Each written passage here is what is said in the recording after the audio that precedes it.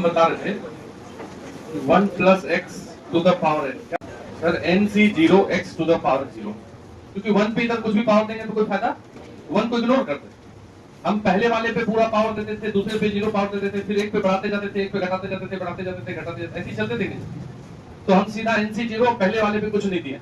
फिर NC1 पहले वाले मतलब ये जो दूसरा वाला है इसमें 0 पावर था तो बढ़ता होगा, अगली बार दूसरा का घटता होगा 1 का, तो 1 को तो इग्नोर कर दिया। फिर NC2 x to the power 2, NC3 x to the power 3 और लास्ट में NCn x to the power. यही बात तुमको ध्यान में रखना है, तब ना इससे रिलेटेड जितना क्वेश्चन है वो बनेगा, नहीं तो क्या फायदा। इसमें हम ये बताए थे कि यदि x पे पावर तुमको 3 का कोफिशिएंट खोजना है तो x पे पावर 3 के साथ क्या लगा दिख रहा है, NC3। तो बस x पे पावर 3 खोजना है तो ये जो पावर है इसमें n और ये C3 लगा देंगे। अगर x पे पावर तुमको 100 का कोफिशिएंट खोजना है तो NC100। तो ये बात हम याद किए थे। उसके बाद हम क्या बताए थे कि यदि इसी एक्सपेंशन में 1 प्लस एक्स पे पावर n है और x इंटू हो गया, इसमें यदि कोफिशिएंट किसी भी पावर का खोजना है, यानी कि अगर हमको coefficient of x to the power 3 ही खोजना है, ठीक है, तो देखो इसका एक्सपेंशन ये है ये, और इसमें बाहर से एक x इंटू हो रहा है क्योंकि इसमें भी यहाँ इंटू है x। तो यदि x बाहर से इंटू हो रहा है तो x स्क्वायर वाले में ही यदि x इंटू होगा तो x पे पावर 3 पूरा हो जाएगा। तो क्या आंसर होगा coefficient of x to the power 3 इसमें NC2 ही हो जाएगा।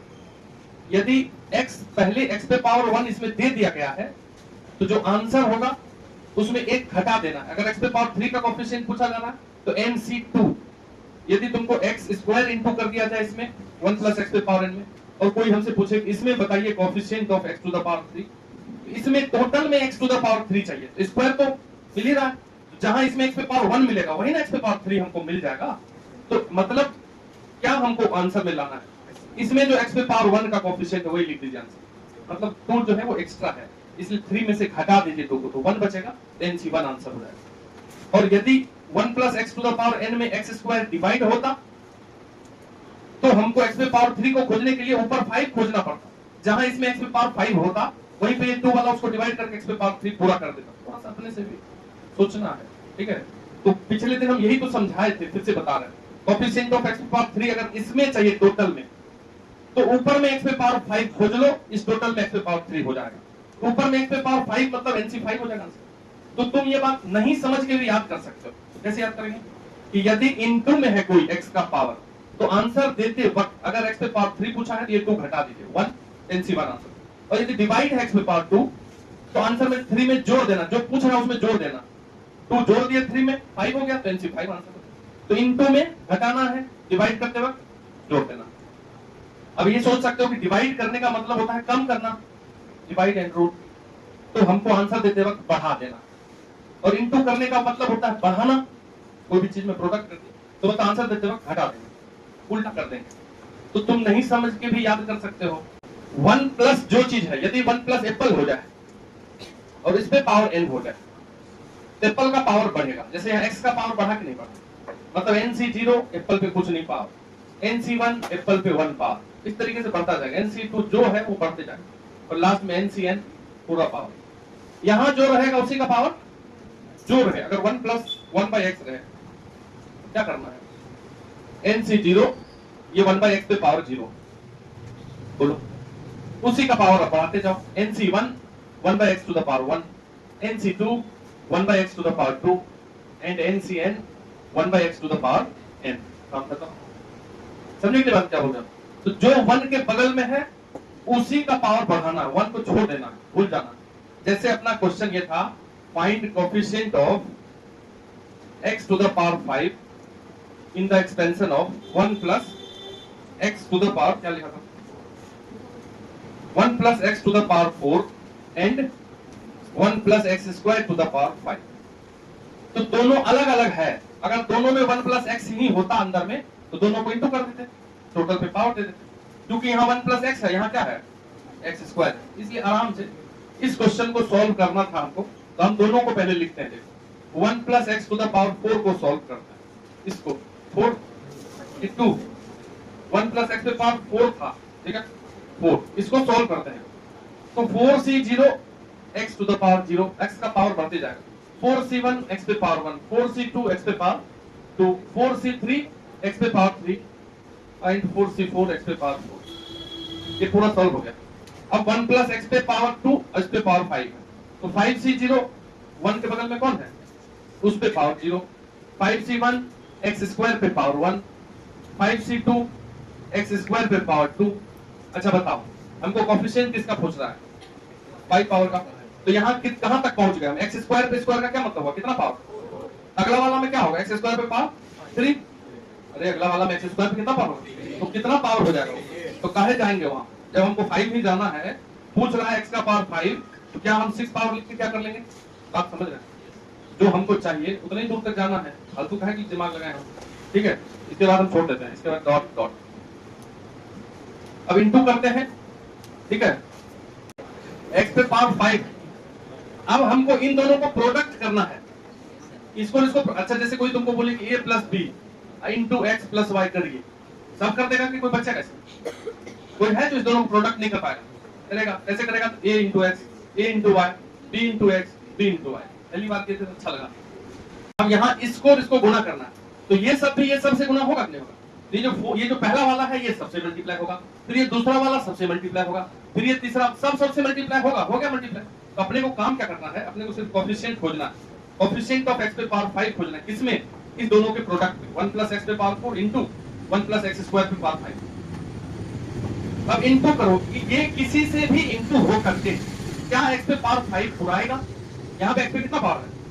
तो इसमें क्या इनटू होगा कि x पे पावर 5 हो जाएगा, 5 वाला इनटू होना चाहिए, इसमें तो x पे पावर 5 है ही नहीं, क्योंकि इसका पावर देखो 2 है, यहाँ 4 है, 4 के बाद क्या आएगा 6, खत्म, मतलब इससे कोई मतलब नहीं, ये काम का चीज नहीं है, तो इग्नोर। अब यहाँ x पे कितना पावर है,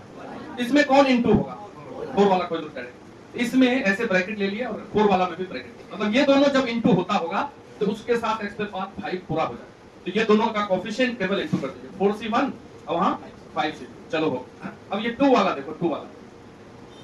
तो 3 वाला है क्या इसमें, तो उसका काम नहीं है, कोई फायदा नहीं, 3 वाला, हाँ ये 3 वाला में 2 वाला इंटू होगा तो हो जाएगा, तो ये 4c3 इंटू 5c1, यहाँ 4 वाला है तो 1 वाला तो इसमें है नहीं, अब किसी से कोई इंटू नहीं होगा, अब कहीं x पे पावर 5 नहीं पूरा होगा,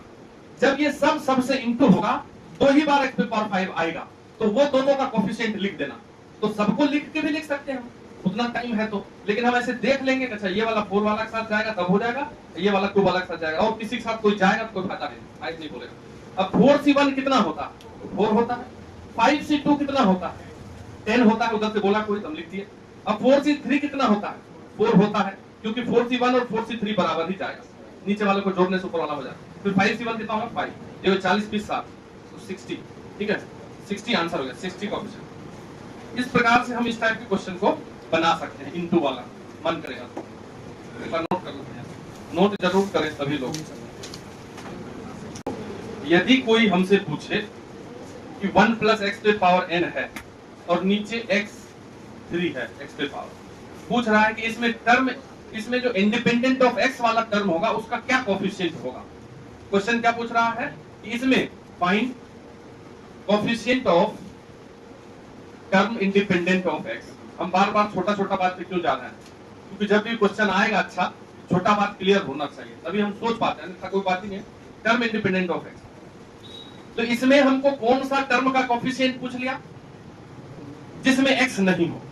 तो तुम ये सोचो कि इसमें x कहां नहीं होगा, ऊपर वाले पे ध्यान देना है, न्यूमरेटर में जो है वो तो इस सामने लिखा हुआ है, तो ये ऐसे ब्रेक हुआ, और इसमें किससे डिवाइड कर रहे हैं, तो ये सब x क्यूब से डिवाइड होगा, तो जब x क्यूब वाले टर्म पे जाएगा तो x क्यूब काट के x से स्वतंत्र हो जाएगा नहीं टर्म, बात समझ रहे। अगर हम इसको x क्यूब से डिवाइड कर रहे हैं तो टर्म इंडिपेंडेंट ऑफ x तो यही वाला होगा ना, क्योंकि ये सब x क्यूब से डिवाइड हो जाएगा और सब में तो x बच जाएगा, तो आंसर क्या होगा बताओ इसका, कौन सा कोएफिशिएंट आंसर होगा, NC3 नहीं होगा, क्योंकि ये NC3 वाला टर्म जो होगा x क्यूब नीचे डिवाइड होगा तो x क्यूब कट जाएगा और यही कोएफिशिएंट बच जाएगा, टर्म इंडिपेंडेंट ऑफ x नहीं बच जाएगा। तो ये सब हमको डायरेक्ट मारना है, मतलब इसमें नहीं सोचना पड़े,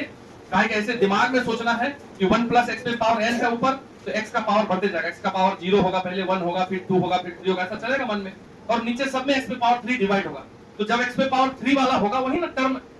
x से इंडिपेंडेंट हो जाएगा, क्योंकि x क्यूब कट जाएगा, तो जो बच जाएगा वही आंसर हो जाएगा, वही कोएफिशिएंट हो जाएगा। तो ये चीज ध्यान देना है, यदि कोई हमसे पूछे कि find coefficient of term independent of x, ठीक है, in the expansion of term independent of x in the expansion of 1 plus in the expansion of 1 plus x to the power m divided by x to the power n। यदि हमसे ये पूछ लिया गया कोई कि इसके एक्सपेंशन में x से स्वतंत्र इंडिपेंडेंट टर्म का कोएफिशिएंट क्या होगा, चल mcn, क्योंकि इसमें x का पावर बढ़ेगा,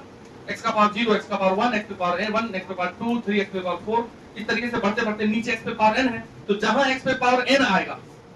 वहीं नहीं ये x पे पावर n और x पे पावर n खत्म कर देगा, न्यूट्रल हो जाएगा, तो x पे पावर m इसमें कहां आएगा, उसका कोएफिशिएंट क्या होगा, mcn। तो जो नीचे वाला है ऊपर वाला, अगर तुम याद करने का क्षमता अगर रखते हो तो याद भी कर सकते हो, mcn याद कर लेंगे। इसमें देखो nc3 कितना समय लगता है, लेकिन ये तब याद हो जाता है जब वो बार बार देखता है, ठीक है, जब वो रोज उसको गौर करेगा, अच्छा तो तुम्हारा दिमाग भी चलेगा, तुम दूसरे तरीके से भी सोचो, हम दूसरे तरीके से हो सकता है सोच रहे हो, तुम्हारा अपना चलेगा, फिर अच्छा रहेगा, फिर तुम कर लोगे, ठीक है। तो लिखते क्वेश्चन,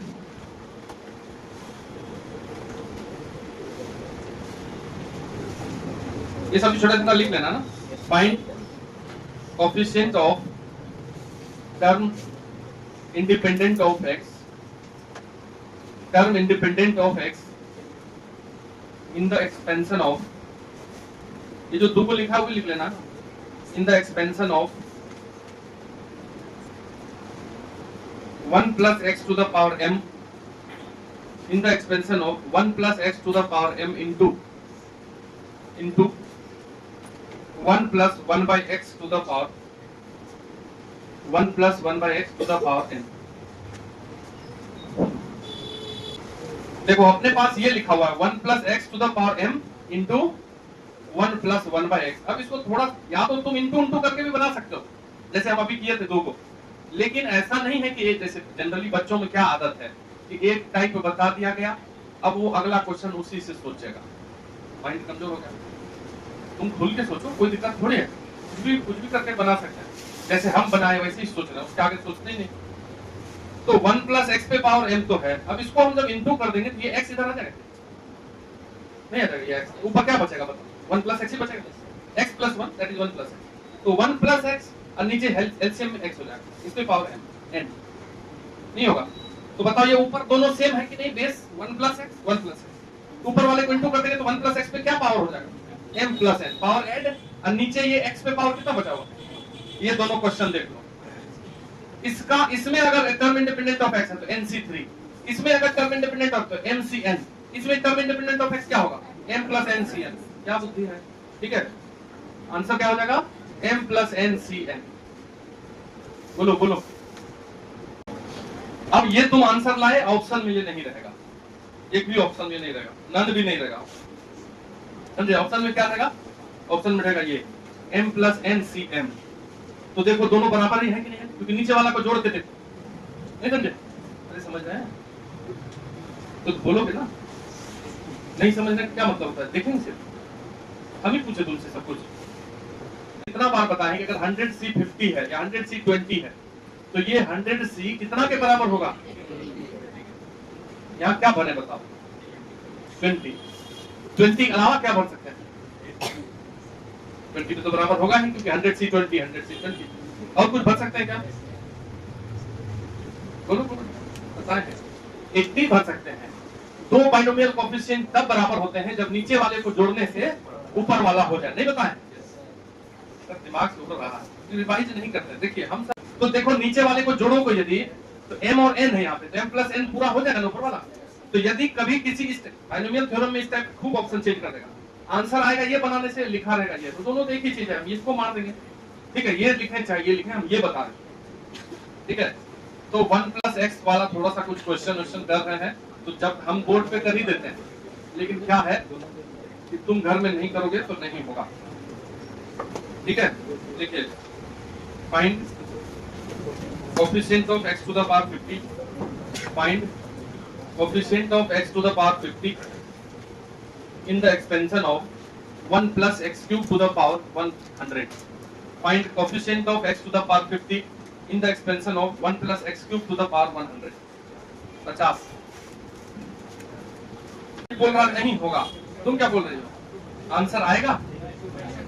तुमको अभी क्या बोले हैं, जैसे सांस लेते हैं वैसे याद, इसको याद रखना, आज ही सोच लो, सांस ले रहे हैं तो ये याद होना चाहिए। बार बार कोई सुनेगा बोलेंगे तो बोल रहे सांस नहीं लेंगे तभी ये भूलेंगे, ठीक है, बात भी सही है, ठीक है। जिस प्रकार से हम